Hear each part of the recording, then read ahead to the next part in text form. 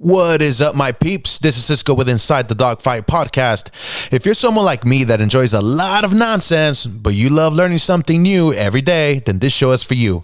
I will be interviewing badass individuals with all types of occupations, careers, hobbies, or even backstories. Everyday people like you and I, worth listening to. We will hear a bit about their journey, perspectives, but most importantly, their struggles and how they are surviving inside the dogfight.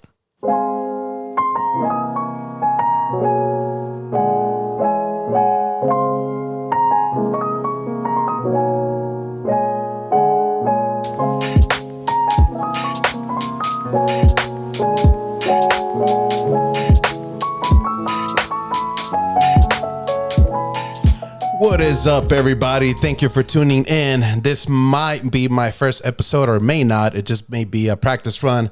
We'll see how it goes. But I am sitting across the wonderful human being, Nahum Galdamez, and also Jonathan Galdamez. What is up, brothers? What's up, bro? You know what it is. You know what it is and you know what it isn't.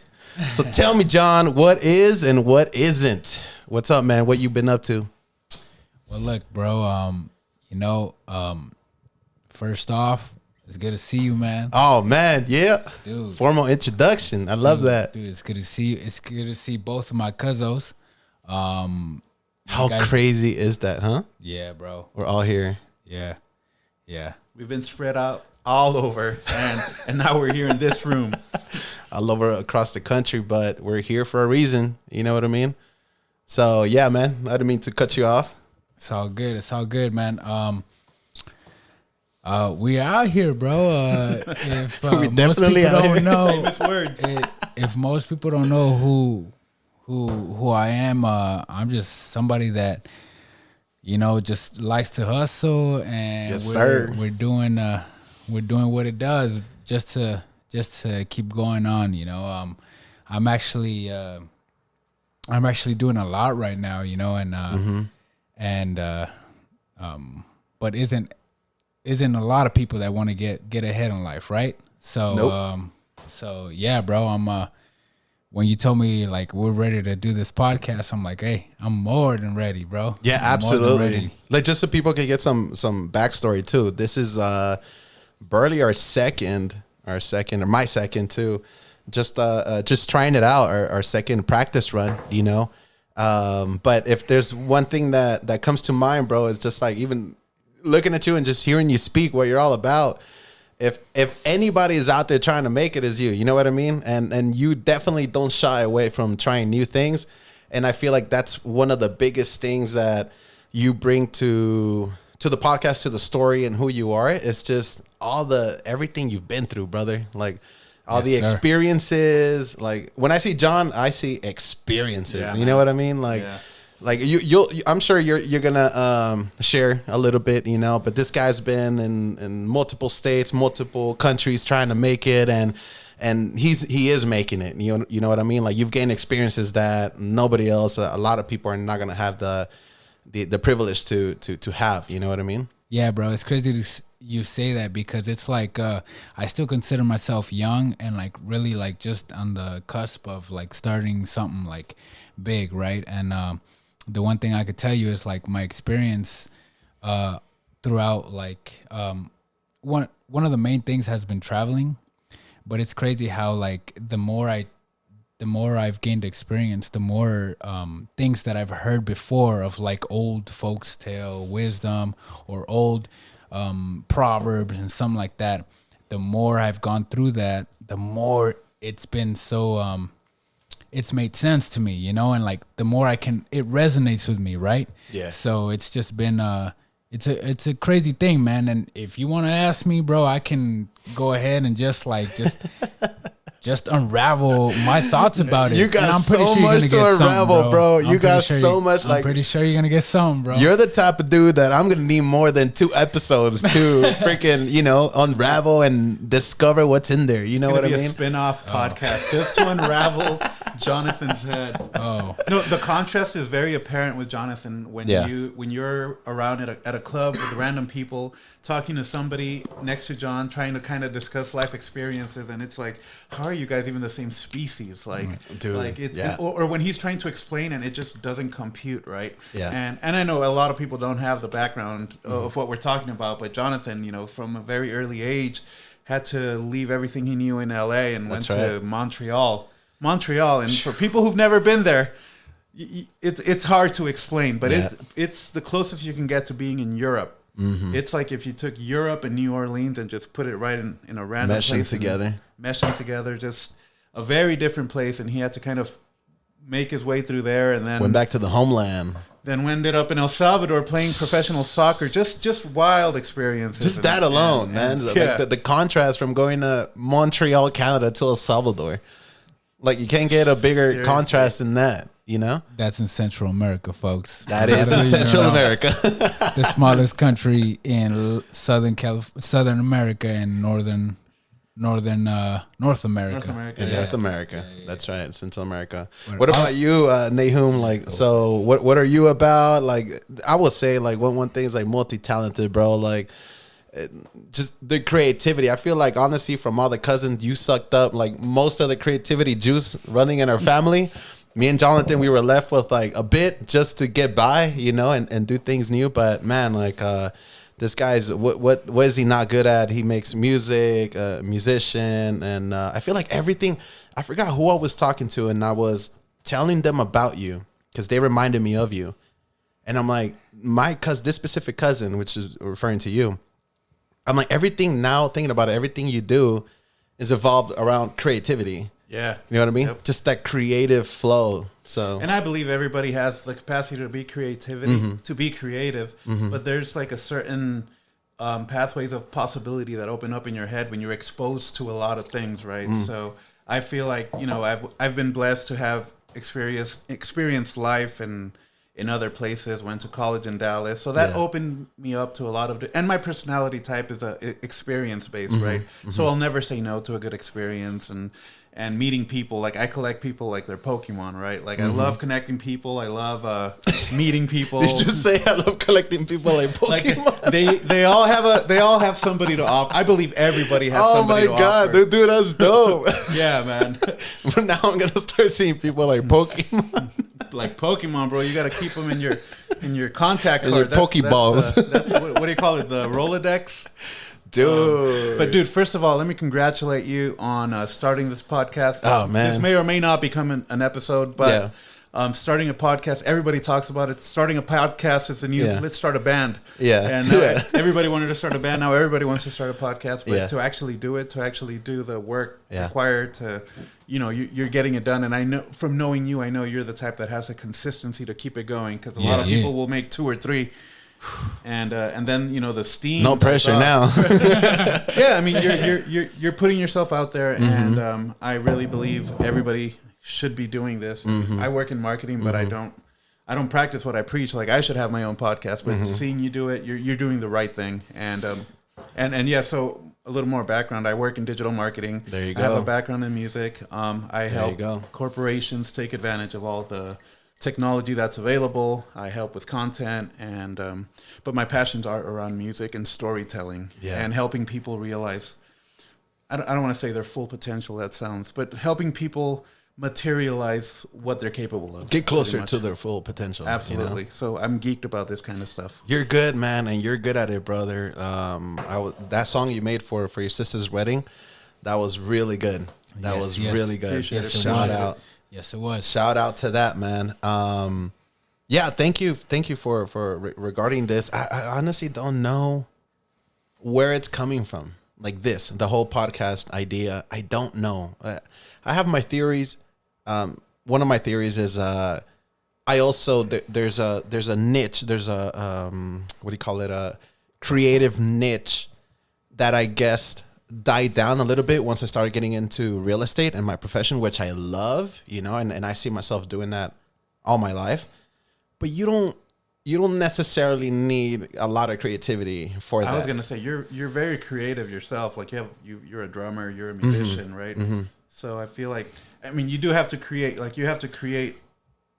But it's more of like a hustle create, right? Yeah, it's a different kind of creating. It's more of a numbers game. Like, Yeah. hey, like you have to cold call or call this Yeah. amount of people, and just naturally, 1% of them or 5% of them are gonna return. So it's just they're known facts. It's a known system already.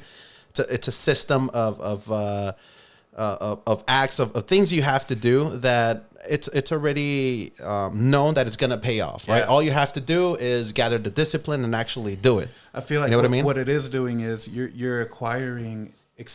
First of all, you're absorbing the Southern California area.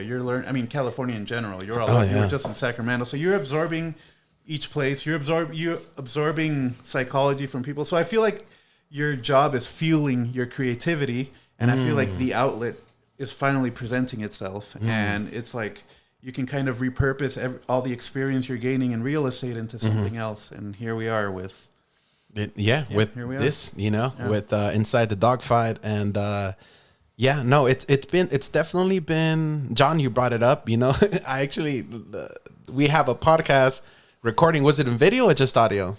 No, it was in video, bro. It was video. Huh? Yeah, because I was pumped when you told me let's run the podcast. Which was like 4 years ago, ladies and gents. So I've had this idea for a while. Yes. Yeah, 4 years ago, we gave it a shot. Yeah, and at the time, like, I was doing the whole. At the time, I was doing a lot of traveling, so what I had readily available was a GoPro. We did do it on a GoPro. So we have everything, bro, in the GoPro. And you still have it, huh? Yeah, I got it, bro. I was like, just like a little while ago, bro. I was just like going through, checking like the old USBs, and sure enough, I found it, bro. Found it. Yeah. That's gold. That's gold. Yeah, bro. It was pretty awesome. Like, we were literally talking about like elections, and We were talking about the election. yeah, and we were talking about BLM. We were talking about a lot of social issues, Yeah. right? And what's crazy, it's 4 years ahead. All of a sudden, that was a crackerjack, like made up, thing right there, bro. But right here we're already set to go, and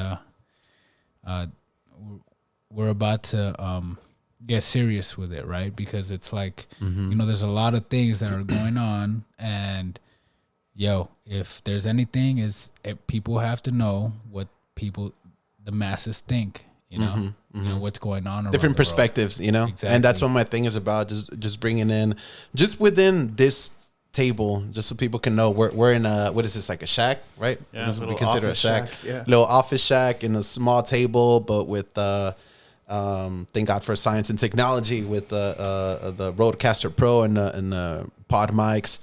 But just within this, 100 or probably 250 square feet, 3 people, 3 guys, 3 cousins, similar family background, but so many different experiences and also different perspectives. You know what I mean? And that's what this podcast is about, But like that. So we recorded that.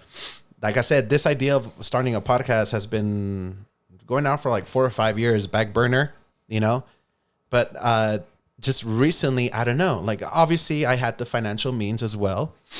But after a while, it's just, dude, just go for it. Like, there's a reason why 5 years later, it's still there. You know what I mean? Now, whether it becomes another financial source of income, this to me is more of a passion project. Really just a passion project where it's a project where I can just let more of my creativity just flow. You know what I mean? Just flow. And at the same time, one thing that real estate did provide a lot and helped me a lot was the art of just conversating and talking to clients and, just adapting to different types of personalities. And, I feel like that's something that's going to help me with this podcast, to help me with this. Bro, now that you mention it, like you're talking about passion projects, right? Like we can even like bring up passion, bro. Like, where does that come from? Like you know, you said right now, oh, this is like a passion project. Like, I think this is where, like, bro, like, you should say something about it, bro. Like, you know, what's your take on like passion projects, bro? Like, you know, you that have been, you. I have a love-hate. out. I have a love-hate with passion projects, bro, because I've had my share of passion projects. And Absolutely. I feel more than all of us. yeah, I Yes, mean, sir. at 20 years old, I did my first recording, but like I did a Latin Christian recording, and this is when I was at a Christian Bible school. I'm obviously a Christian Bible school, not a secular Bible school. I was at a Buddhist Bible school. No, I was there with a school that had a lot of people who are well known in the music industry even today. So I was kind of around that environment. And I remember when I graduated, my dad was like, "I can give you, you know, like I can buy you this cheap car, or we can use the money to record an album." And I was like, And you chose. I'm like, heck, let's record. And at the time, I was so in love with watching the creative process of bands at the time. Right? What time was that? This was 2004. Yes, 2004. Right, ladies Okay. and gentlemen. This was 2004. 2004. Which does not 2005. seem like a long time ago, but it was, is. Yeah. Linkin Park was recording. Linkin Park was the band that made me fall in love with what was possible recording wise. Because back in the day, everything was done through tape, and that was the era when digital was starting to come in. But it was still digital was still very harsh and limited. So they were the first to kind of create a hybrid. I mean, their album was called Hybrid Theory. I feel like it was because Was that why it was called Hybrid Theory? I don't know if that's what it was, but they were one of the first to kind of like mix the tape with what was possible digital. Yeah. Okay. So like I just take it for like matter of fact, bro, because every time you talk about like certain like speculations, 2-3 years. intuitions. My intuition. Yeah, always bro. okay. Something, right? Yeah, bro. I don't know. Yeah. I would Take it call at face value. Yeah, bro. Yeah, so You know, I've known you long enough. This fool's always right on the money. 2-3 years, bam, it happens, bro. God damn it. Like, shit. we can cuss in this podcast, right? Yeah, sure. Fuck yeah. Wait, I thought it through. Yeah, anyway, so I got to record. I got to do that same kind of experience. And at the time, I felt like Christian rock bands had a very shitty sound. Like it sounded because they all had Pro Tools. Everybody had access to Pro Tools, but it sounded very thin. And so I brought in a lot of what I'd seen. Oh, and I also got an internship when I was like 19 at this recording studio in Burbank. And I only worked there for like a month, but I got to carry Travis Barker's drum set. See what I mean? These are things that like, I don't know. These are things like if it's not for this, we have so much to unpack. You know what I mean? Absolutely. And share. And I was 19 at the time. You guys, how old were you? You were... how old are you now? I'm 36. So Okay, so 5 years. 32. I didn't have pubic hair back so then. you bro. were 15. This dude was 11. So I had nobody who understood. You really didn't have pubic hair. I sure didn't. Still don't.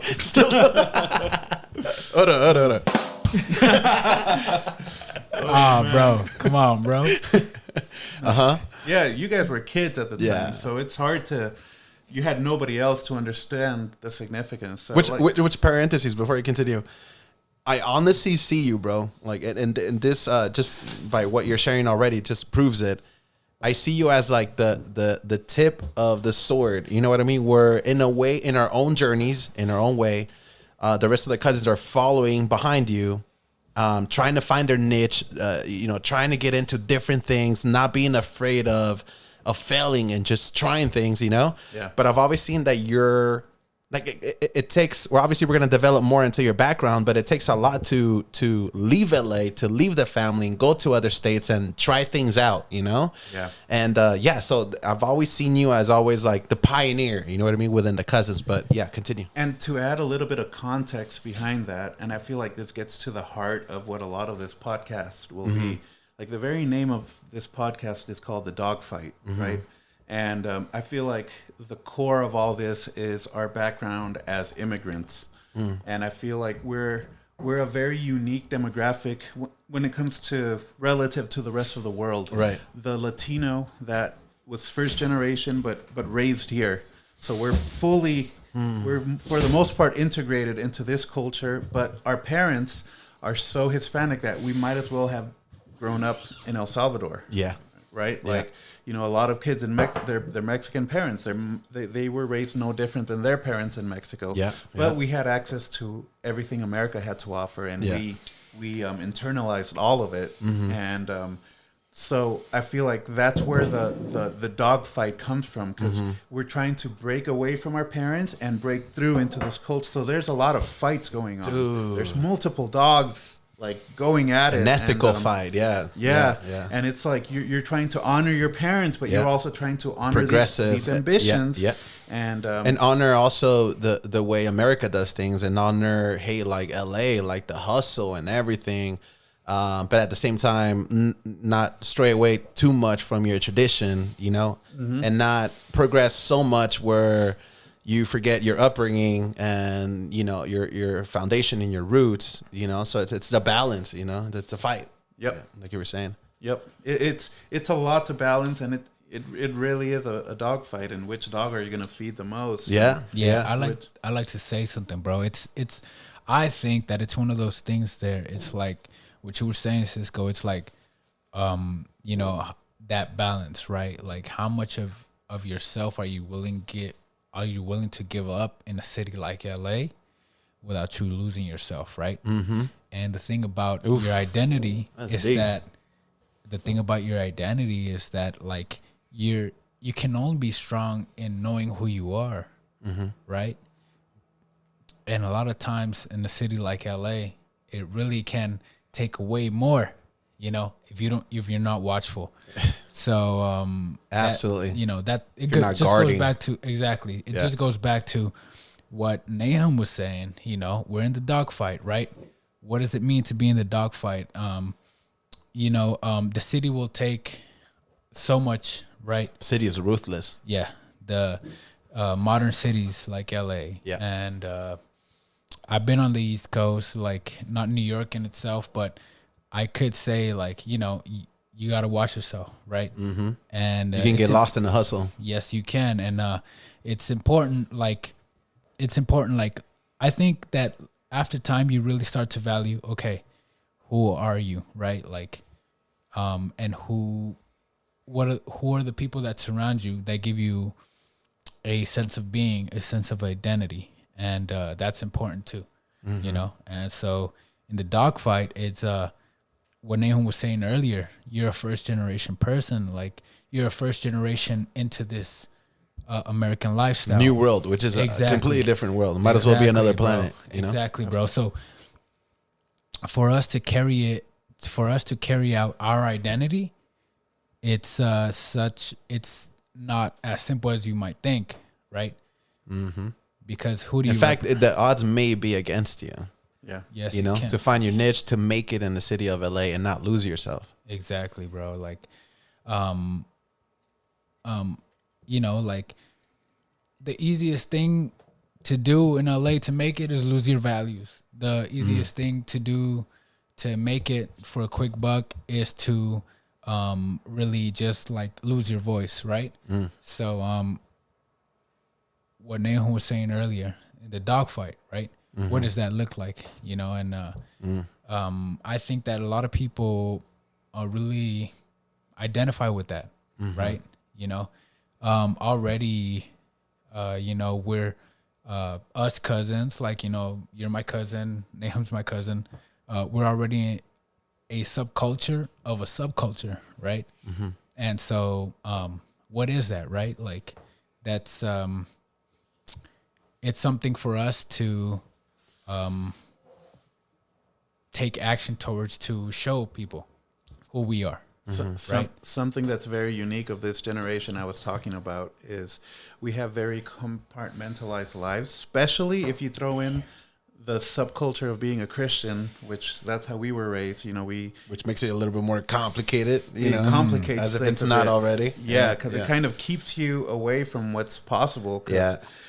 But we kind of grow up having different compartments: our school compartment, our friend compartment, our family, our church. So we kind of have like separate, disparate identities almost.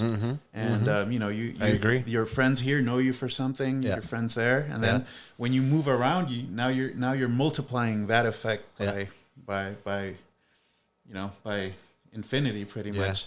So it's very interesting. I feel like there's a lot of unique perspectives that we carry as a demographic, and I feel like, I mean, going back to being 19 and into and trying to internship and all that. You don't see it as I'm trying to break my way in the world. You see it as there's so many amazing things that are out there because you know, when you grow up sheltered, again, the world out there's so much excellence out there, and that's what attracted me. Right, I was at this recording studio, 19, and it was made up of 3 little record. It had Studio A, Studio B, Studio C. They were gonna buy a new board in one of the studios, and this was a paradigm shifting for me.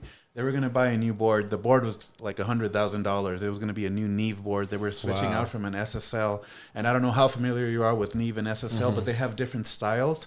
So this is back in 2004, in Burbank, at a studio in Burbank. So it's called Glenwood Place, and like when I was there, who was recording that's a Canadian band. I forgot their name, but they're a well-known Canadian band. Nickelback. No, not them. They weren't. Goddamn! Heck no! Are you gonna get me on that one, bro? No, I would have quit on the spot. What do we need right there? I think I ran Bare into Naked that Ladies, one right there, Or bro. It was Bare Naked Ladies. I just remembered. Bare Okay. Naked Ladies. Anyways, they were Such a better name than Nickelback. Nickelback. I Yeah, ran into that one, bro. they were getting a new board, and they were because the new board was a different like aesthetic. You said 100,000? 100,000, and because the aesthetic on a Neve board is different than on an SSL, they were redoing the entire room. So we were sandblasting. We were covering things because they were going to go sandblast and repaint. Oh my God! It was a 1-week project just What a to lovely prepare the room. experience. I love that. And that's when I realized, man, it's not going to affect the sound. But they wanted the room to match the board that was going to come in, the coloring, the curves, like they wanted everything to match. And that's when I was like, shit, man, when you're young and I don't want to say mediocre because you're young, right? You're sure, but you're seeing excellence personified. Exactly. And that was paradigm shifting. You're seeing the detail, the effort behind the detail, which probably the majority of people are not going to notice, but to them it matters. Refinement is the word. Jeez. Like refine. Yeah. That's when I understood refinement and how refined things can get. And yeah, bro. I hear you on that, bro. Uncle John just wanted to interrupt. It's like, yeah, bro. So I brought that, but that brought a level of frustration for the rest of my life because you're never gonna fully achieve full refinement with things, right? Do you think? Do you consider yourself a little bit of a perfectionist? No. No. Okay. No, but I know I'm not living to my potential, and which nobody is. I've made peace with that. Yeah. And I think the beauty of that first project was that I experienced so much dissonance because I had this idea of hearing all the songs that I would play. I would hear them in my head, and you sing them in the shower. And when you hear your voice for the first time in a multi-million-dollar studio, you're like, ew. Like that is the definition of cognitive dissonance right there, man. Like they're having to tune my voice, and all my friends were in the studio, and my voice is soloed, and there's no reflections. Like this room's kind of reflective. Yeah. This was like everything was absorbed, and it was just my naked voice, and I was like, I would rather stand naked here and have you guys paint me than listen to my voice, dude. It was like White Chicks when you're like, ew. Yeah. So, but that taught me a lesson. That taught me about the creative process. That taught me about it's never going to be perfect.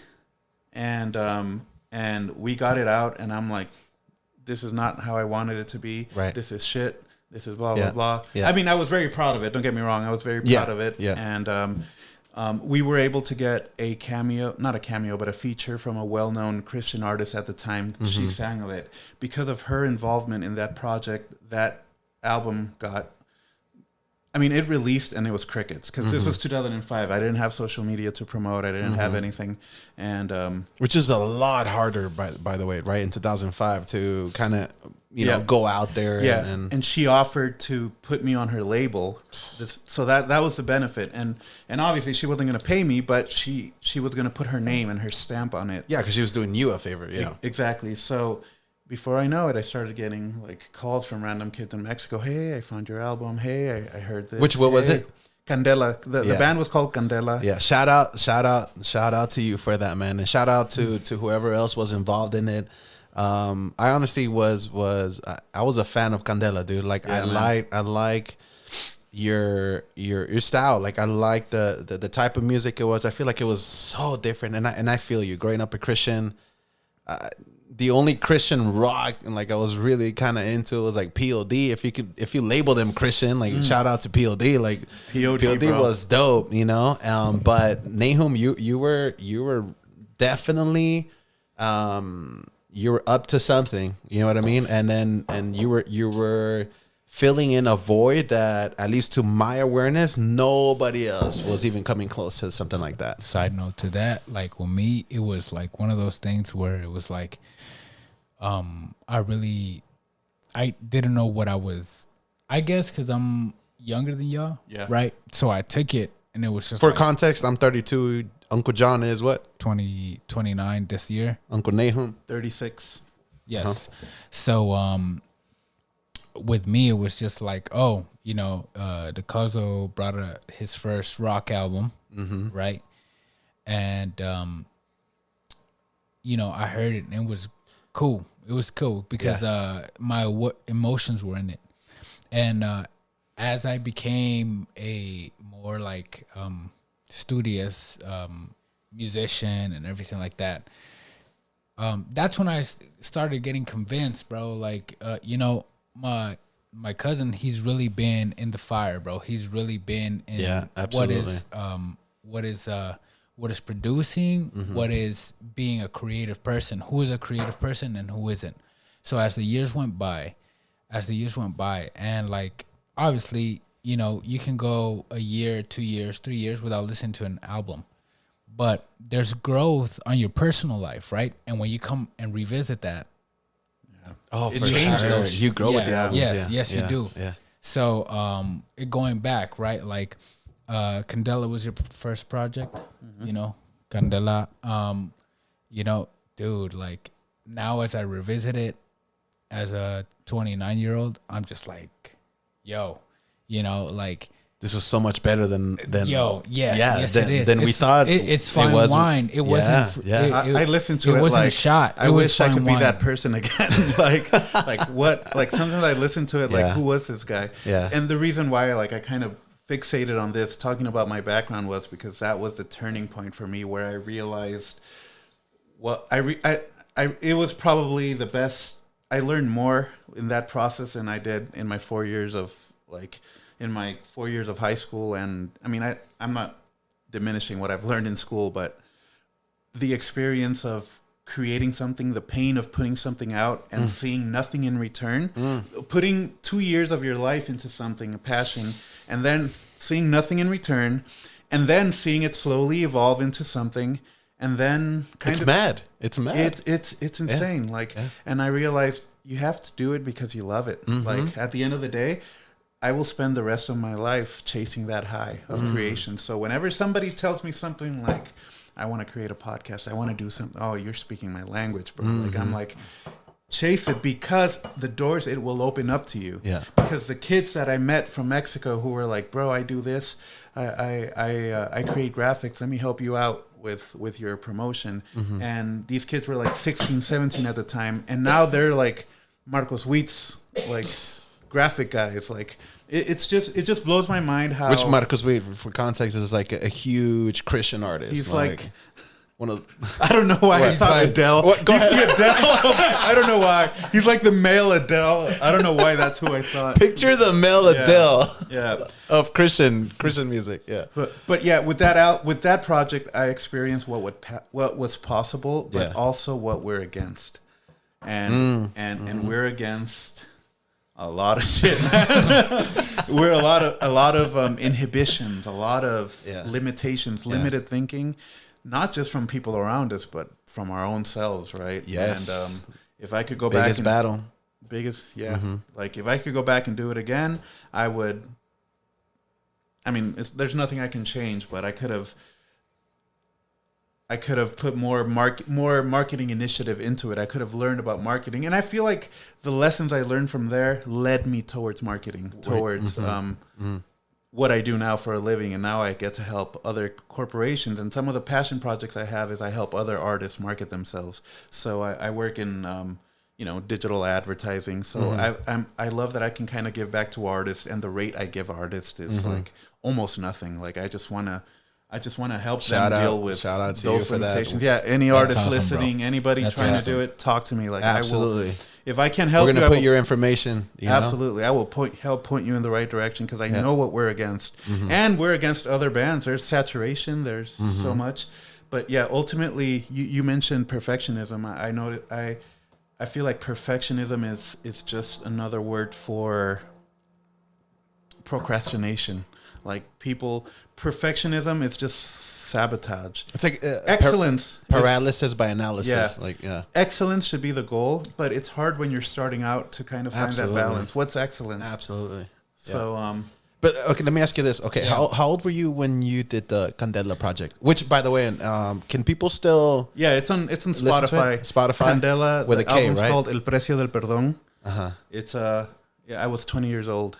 When I was launched. Okay, so in retrospect, hey, let me ask you this: if you could go back in time and speak to yourself when give one advice to the Nahum that was 20 years old, fresh out of high school with this huge ambitious project, and you don't know how well it's gonna go, you don't know how it's gonna go or how bad it's gonna go, but you're following your instincts. What would you tell yourself?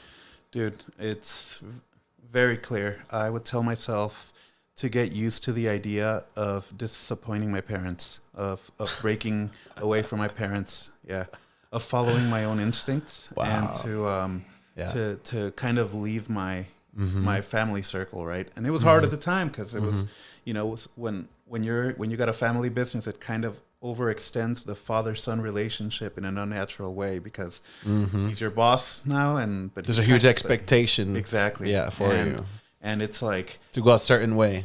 And when you're 21, you're 20, you're still very impressionable. You're still a kid, 22, 23. Yes. Yes. I mean, I think 30, you're still getting started nowadays. But when you're that age, you have a lot of spark, you have a lot of creativity, and you have a lot of margin of error. Yes. That's the biggest one. You don't have a family. You can, dude, like if it was up to me, if I could do my life over again, I know people say they have no regrets. Heather, don't listen to this part. No, I wouldn't change. I wouldn't change that part. I got married at 27. Smart man. I got married at 27, so I did not, it's not like I wasted. I would have gone to New York at age 22 and joined some band like a Broadway band, and just be around musicians and just be around the energy of other creatives, be around creatives, be around other creative people. I would have done that. I would have found my way. And if I failed, exactly, you fail, you come back home. Your dad still has I wasn't obligated to. Be humble enough to say, hey, you know what I mean? Like, I tried to give it my all, and I failed, but here I am. Yep. You know what I mean? That's one thing that you remind me of two of my little brothers. I call them like Melvin and George from my church. And Melvin right now, he's like, what is he? I don't even know how old he is. My bad, Is he bro. the drummer? No, Melvin is, he plays the keys and brass. Yep. This kid's like multi-talented. He has a music spark in him. But right now he's like either I think he's 17, 18, right? So he's all over the damn place. Like literally a month ago, he's like, I'm gonna be a brain surgeon. And a couple of days ago, he's like, yeah, bro, I'm gonna follow my musician instinct, and I'm just gonna become a songwriter. So me being 32, I'm like, look, man, do your due diligence. You know, I don't want to kill your dreams. Just know that, hey, it's hard to make it in music. I know you know a bit of that, Nahum, but and then George, fresh out of high school, he skipped college. He's like, photography is his thing, and he's doing a really great job. He's actually the one that I'm using for my real estate deals and stuff. And he's shooting weddings by himself, and he's 19, you know, and he's really good at what he does. And one thing I tell him is like, look, man, you're at the perfect age. If you wanna go for it, like go for it, bro. But just make sure you do the best you can. Don't half-ass it. Like, go for it. Do the best you can. Do your due diligence. Do your research. If you're gonna go for it, go for it, because you're at the perfect age where you can literally do that and fail for 5-6 years, and you're 25. Yep. You know, like I found real estate when I was 28. Yeah. You know what I mean? So I'm like, dude, you can fail at multiple projects for 3 years each. You can do 4 of those and still be young enough to still be at a good age where you can still, you know, make it and be successful in life. Like, you're at the age, you have the energy, you have the capacity, you don't have kids to feed, you know, you're not married. You mentioned like that they have the strength, the energy, the creativity to do. Just go for it. As long as it's like, hey, just, you know, do your due diligence, like, and research. There's a lot of real quick, like I want to, like to finish off that point I was making of the dad. Like, I just kind of wanted to add it on to the whole be okay with disobeying your parents. Those kids you're mentioning, like, I don't know what their parental or they don't have dads. Okay, so but I'm sure there's still some kind of family pressure, right? Yeah. You got to do this. You don't be a failure. I'm not trying to rag on my parents, because I believe that the way they raised me set me up for a lot of success, for a lot of potential. But there is your parents' responsibility is to make you survive, to make you get to an age. It's not their biological imperative to help you surpass and thrive, right? So I, a lot of kids listening to this might have parents. They may feel like, no, I don't want to dishonor my parents, but you don't want to dishonor yourself as well, right? And you don't want to run away from responsibilities. Handle responsibilities. Handle, once you're a certain age, handle yourself financially, but pursue what you got to do. And there's going to be a lot of pressure from your parents to pick something practical. But as Hispanics, our parents don't understand what the biggest secure thing. Our parents come from survival mode. And they mean well with everything. 8-9 siblings, in a farm. I trust anybody listening to this. You disappoint your parent now, pursue something. After a year, they're going to be talking to their social circle about how proud they are. Mira, mi hijo está haciendo esto. My son's doing this. My son does all this.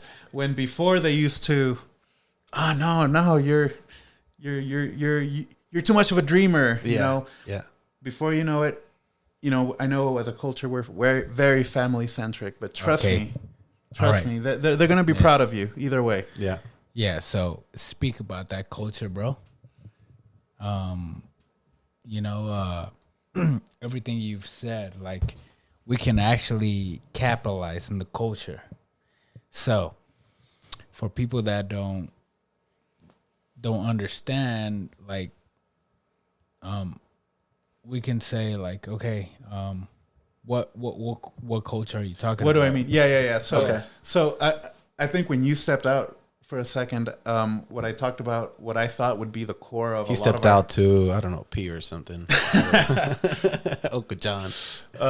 What I thought is going to be the core of this conversation, and I feel like a lot of the core of the podcast is our immigrant background has us in a very unique place, right? The name of the podcast is called The Dogfight, right? Inside the Dogfight. Inside the Dogfight. Like, that's the best way to kind of describe the immigrant journey, the immigrant life. Gotcha. And, Gotcha. Yeah, and yeah, that's what I was. so going the context, for. That's the what I was context going of for. this is as an immigrant, as a first generation immigrant who's from here but was raised by parents from a third world country, or from a different country. Yeah, that's doesn't what have I to was be getting third to. world. Yeah. Yeah.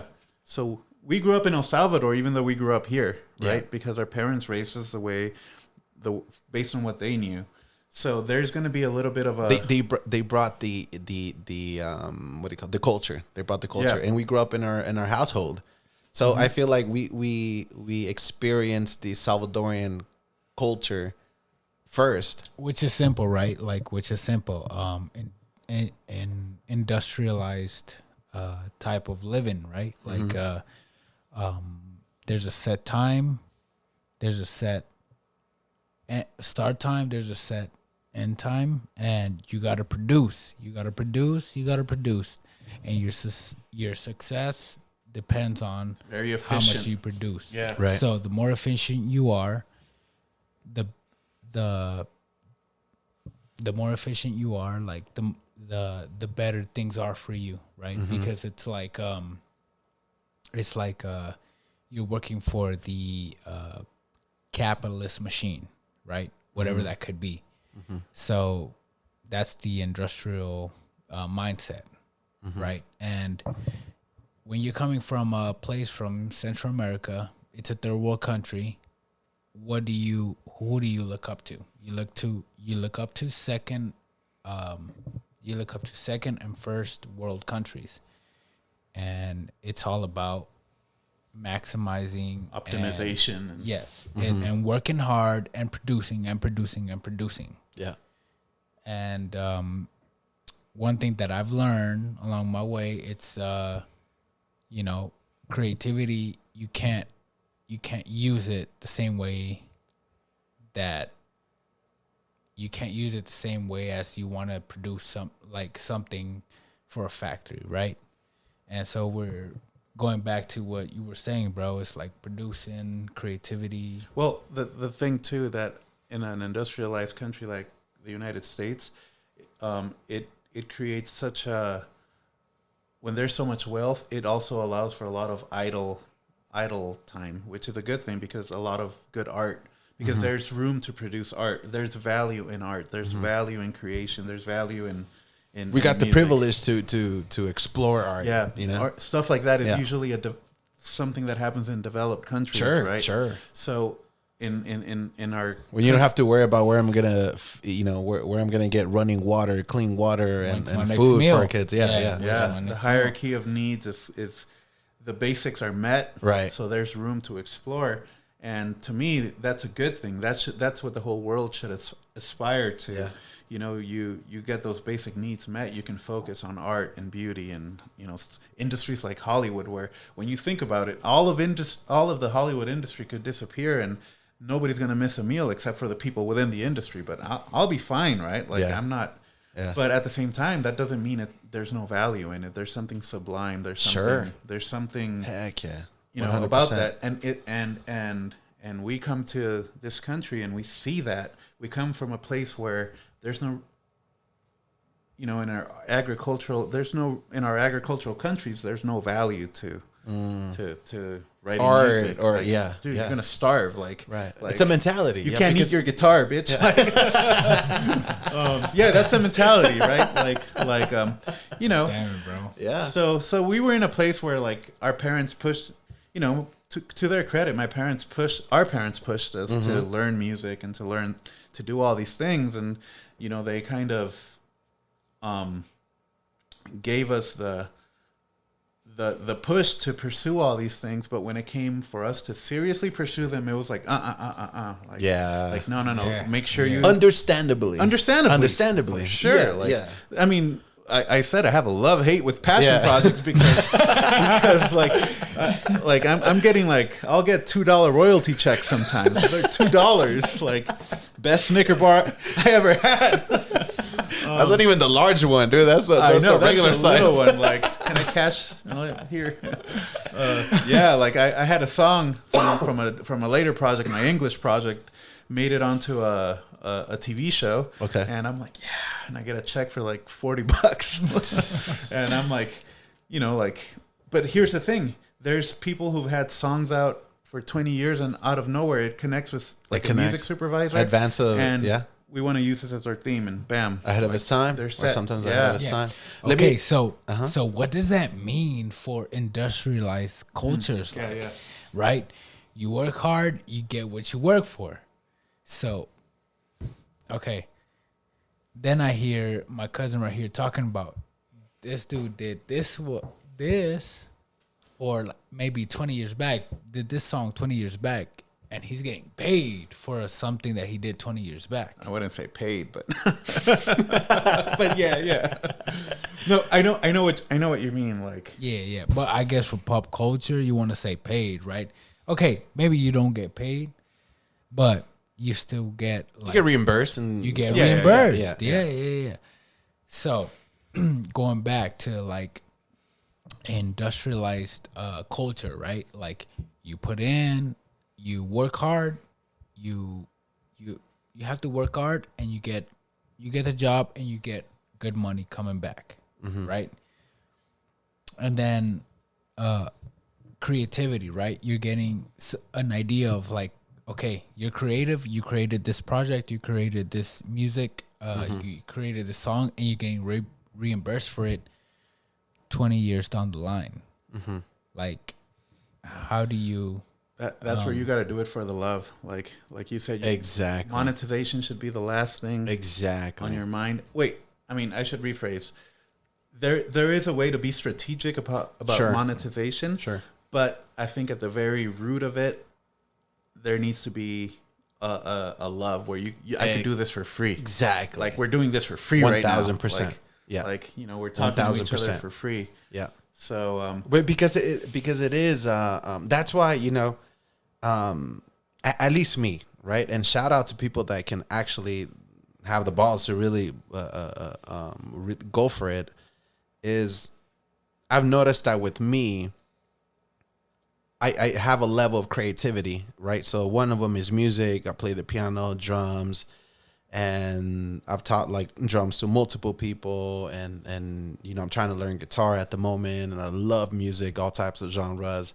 Music plays a huge role in my life. At the same time, so does mine. Yeah, and I think in all of our family.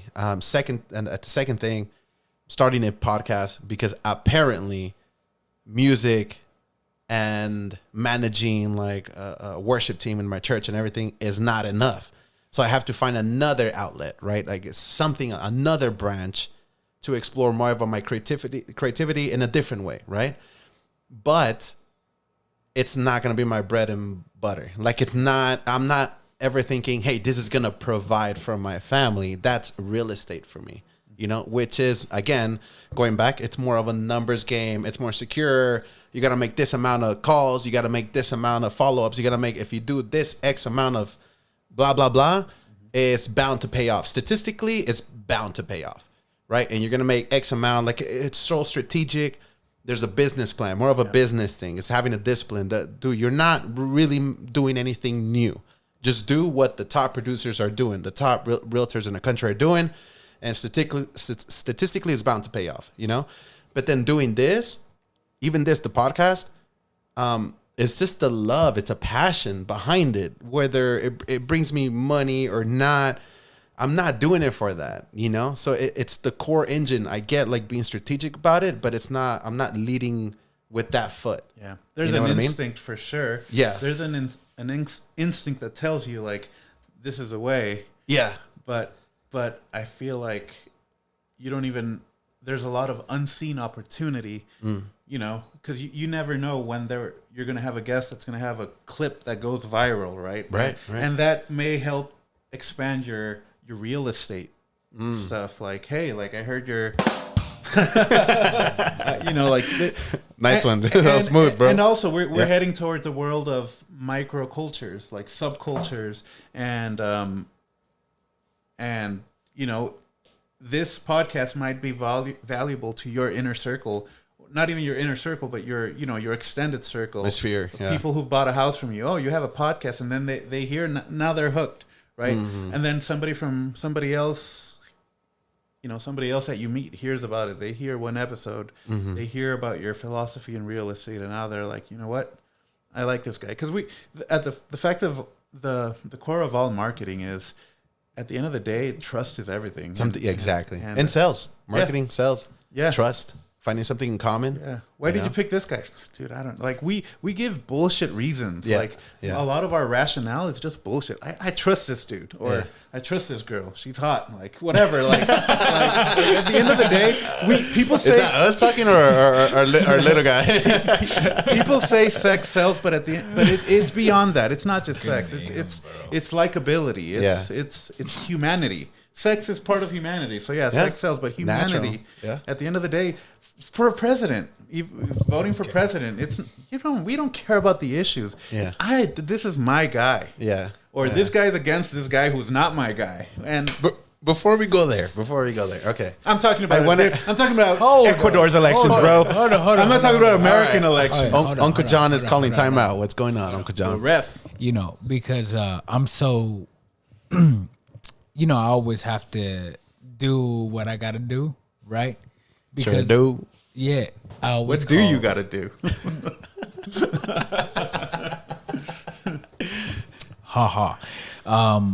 Bro, honestly, bro, like, okay, you were going back to like, oh, we're doing this, we're doing that, and everything. Okay. My question is to you, it's like, okay, what if, what if, like, it doesn't go as you plan? Like this, you're talking about the podcast? Yeah, the podcast. Yeah, the podcast. So I'm okay. So, I don't know what I'm doing. I'm just gonna go ahead and do what I do. Okay. If it doesn't work out, or if something's going wrong, like you're really not feeling it, and everything that follows that, like, what are your thoughts behind it? Like, what would you say if it doesn't go the way I plan? Exactly. I'll be honest, and I was just telling this to someone else. Just because I feel like I'm the person that, for the sake of everybody else, okay, you want to do this? It's a passion project. What if it doesn't work out?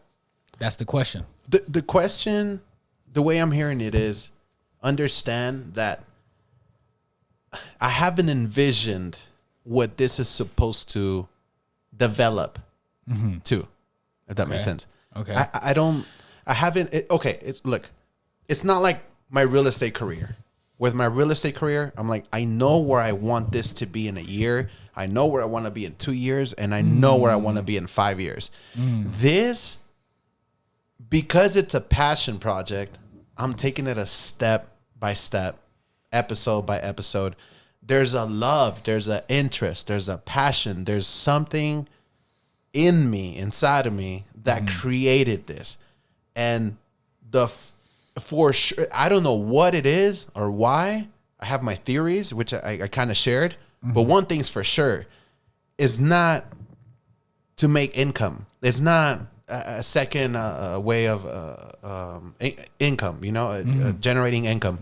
It's not. So I don't have an agenda per se behind it of what this is supposed to become. I really don't. It's just the love of, I love talking to people. I love learning the way I'm learning right now.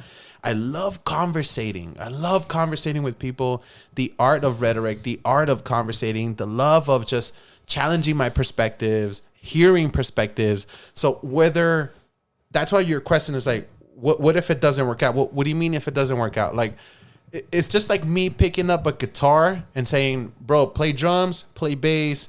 Let's just jam out. I'm not thinking this is going to become a band. Let's just jam out. Let's just create some music together and enjoy the time, enjoy the moment. And that's it. Like, it's good for my soul. Like, it's good. It's feeding my soul, not my wallet. I want it to feed my soul, my brain, my spirit, whatever it is, but not my wallet. So that's why viewership or whatever, it's not my primary goal. Are you listening, ladies and gentlemen? So, you're doing it on the side, and it's your passion, right? A passion. So Yeah. Because I want real estate to be my profession. exactly. This is not gonna be my profession. It's just my passion. This is I don't know. Like, Yeah, I hear you, bro. I hear you. So, for the people that are listening, it's like, bro, you can have both. But if I were to say, like, hey, you want to be successful? Like, hey, you can choose to have only a podcast to be successful. Or when I look at you, bro, it's like you can have a podcast, you can be successful, and your success does not depend upon your podcast. You know? So I guess what I'm saying is, like, people are viewing like, okay, who is Cisco right now? Like, right. This dude is doing this as a passion project. Wait, I want to do it for a living. You know what I'm saying? And I don't think anybody does podcasting for a living. I feel for everybody, Not even Joe Rogan. Yeah, it's an extension of something else. Yeah. And I feel like it's part of the current trend That of branding. It's like Dude, an that is extension true. of a brand. Yeah. Yeah. Think about it, bro. Like, Joe Rogan didn't do this for a living. You know, his thing was being what at the UFC. Like, he was a professional MMA and then commentator for UFC. Right. And then he did the show, which what was it called? That show, Fear Factor. Yep. Right. Yeah, And I always like to compare it at, I guess, for the people that are listening, I Sure. always like to compare it to where, like, how I was brought up, right? And the closest I can assimilate it to is an industrialized culture, right? Where you work hard for what you put in, how many hours you put in, right? But in this sense, it's like you guys are actually doing something fun, but at the same time working, and 20 years down the line, you can get recompensated for that, right? Monetarily, right? So for the people who are listening, it's I kind of just want to open them to the possibilities of, like, this is not your bread and butter, bro. You know, excuse my Latin accent, bro. This is not your bread and butter, but you're doing this as a passion, right? So for a lot of people, this could be eye-opening. Wait, what? This guy is doing shit he likes? You know what I'm saying? Going back, a lot of people who are born in the culture of, like, hard work gives you back. You know, you have to work hard for your money. You have to work hard for we're living in a time where, okay, you can work hard, but you can also have fun while you're doing it. That idea, it's kind of like a cognitive dissonance, right? So for me, it's like when I hear you guys talk, it's like, okay, we're in a special time, right? So for a lot of people, I guess I have to advocate for these people, right? Yo, these people are actually... if you feel like doing something, starting a project, go for it. Like, is that what you're trying to say? You took the words right out of my mouth. Yeah, like, hey, if you're thinking about it, if you're listening and you're thinking about doing something, and you're also in a privileged position where, well, just being in this country is already a privileged position. But hey, like, if your basic necessities and responsibilities are being met, and you have the financial means or the energy to start something, go for it. And I think jump. Okay, I think John's curiosity stems from the perspective of kids who are at home, who are in the dogfight, who their hierarchy of needs aren't being met, so they're still in the working for survival, and there's no space, right? They probably have their parents on top of them. That's exactly right. Like, what the fuck are you doing? Like, podcasts? Like, grow the fuck up. Like, you know, that's probably what they're... So, like, it's easy to say, just follow your dreams when you have the headspace, when you have the bandwidth to, hey, I'm done with work. My needs are met. What am I going to do with my free time? You know, you're already ahead of the game when you're there. Most people are spent their whole quarantine watching every Netflix show, right? Like the meme, like, all right, I already watched Netflix. What's next? Like, what's the next app? Hulu. Hulu. Okay. Yeah. And I think Jonathan comes from a different background where his job is a little bit more. What's the right word to describe it? I would say like deadline. Like there's always a deadline. Yeah. Like there's always a deadline, right? So, how could I say like a sense of urgency, like when winter, spring, summer, fall, right? And if you go maybe back 100 years, it's like our life dependent on the seasons. So winter, spring, summer, fall. This is what you do. This is what you do. This is what you do before winter comes, right? So, I'm just like being an advocate for the people that are out there. Like, okay, you've been taught this way and it's generational, right? But we're living in a time where it's like technology has taken so much up ahead that we have to rethink, you know, how can we do better for ourselves, right? And what I mean by that is like, okay, we've been taught like winter, spring, summer, fall, like I'm saying, and we have to work hard and we get back. There's always a give in and we'll get back, right? And what I'm trying to say by that is like, you already know what's expected, right? Like, there's a certain pattern to it, but we're living in a time where we can actually progress more, in a time where technological advances actually help us, you know, progress. They catapult us into, yes, you know, what we want to progress, do, right? Projects and stuff. Yeah. So that's what I mean. Like, what to look for. This is the only thing I would say. Like, for if anybody's listening, and they're thinking of Uncle John's gonna go pee again. My man, Uncle John. This is the only thing I would say. Close the door, bro. This is the only thing I would say. Uncle John's a little tipsy, you know.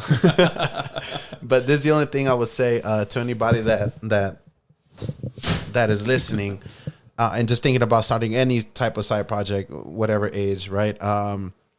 There's a time and a place too, you know. And I would like to get your perspective on this. And so this is my perspective. There's a time and a place. Obviously, like I've said, I've had this podcast idea. It's been a back burner for 5-6 years, right? But 5 years ago, it wasn't the time. Why? Because now, and not just to name drop or just, you know, to label my accomplishments and blah, blah, blah. But now I'm in a place where, you know, I'm able to take care of my mom financially. You know, I told her to stop working. I got her financially. I've saved enough, just enough to like get my house soon. And I got a cushion of savings ready for me, right? So I'm in a place where I can afford, where after meeting my responsibility as a son, you know, paying the rent, then I'm like, okay, now that I have that set, let me work on this passion project. Yep. You know, because if you're also the type, if I was to start this, spend $2,000 on this podcast equipment, but I'm not paying my rent, I'm not helping my dad that's struggling, I'm not helping my family, then, dude, okay, only because you have the urge or you have the idea, it doesn't mean it's time. You know what I mean? So that's the only thing I would say. Like, if you have this idea to start any type of passion project or side project or whatever, work on it, you know, whatever you can, but be responsible with that urge, be responsible with that passion, be responsible with that idea, and know when to execute. Because if you could execute ahead of its time or irresponsibly, you know, then it's like, okay, well then, dude, you just being a dumbass right now. You know what I mean? Like, dude, like don't do it at the expense of a lot of your responsibility as a I'm son. back, guys. Exactly. Yeah, he's back. Uncle John is I'm back. back, guys. Yeah. So don't do it at the expense of. See, I remember I have this friend of mine. He's still a friend of mine called Alan. Shout out to him. I remember, and it's probably maybe the bad example, but back in high school, you know, he used to smoke weed a lot and he used to drink a lot, but he had a stable job, you know. So he took such pride in saying, you know, I finance my own vicios. Yeah. You know what I mean? Yeah. I provide first, and whatever's left, then I finance my vicios, which is a horrible example, right? No, but it's respectable. Exactly. So the same thing. This podcast, it's a vicio. Yeah. Like it's a vicio. Like it's been in me. It's been in my head. It's a vice for all you Anglos. It's exactly, yeah. But I didn't start it at the expense of my family and my mom. I'm like, no. Like there's a hierarchy of steps, of ideas, of projects first. And my first one was to take care of my household. My second one was to take care of my basic financial needs. The third one of my savings. Fourth is taking care of my mom, you know, and blah, blah, blah. Finally, I got to a place where I'm like, I can afford to do this, you know, then go all in, you know, that's what I would say. What do you guys think? That's what I was going to say too. Like Yeah, you got to take care of your, I think that for people listening, when they hear you, bro, they can take away from your example, right? I think that there's a lot of people who live in La La Land, and they don't know they have these aspirations of. We're not talking about the movie, by the way. it's a good movie. and so these people that might be listening to, they're like, okay, I want to do this, I want to do that. But you know, I think that when you want to become something, you need examples in life, right? You need to follow people who have been there before, right? So when it comes to doing what you do, you know, they need examples, right? And I think it gives them like a beacon, like, okay, this person does this way and he's able to achieve it, you know. But a lot of times we're left out with, how did he come to achieve it? Right? That's why it's important for you. Like, that's why it's important for people to like have an example, right? So yeah, like going back to that, right? Like, example is it's very precious, bro. It's very important. It's very important. Hey, so I want to thank everybody that stayed with us till the end. If you thought it was trash, hope you turned it off. But if it had value, please like, comment, subscribe, and share it out for me. Till the next one, bye-bye.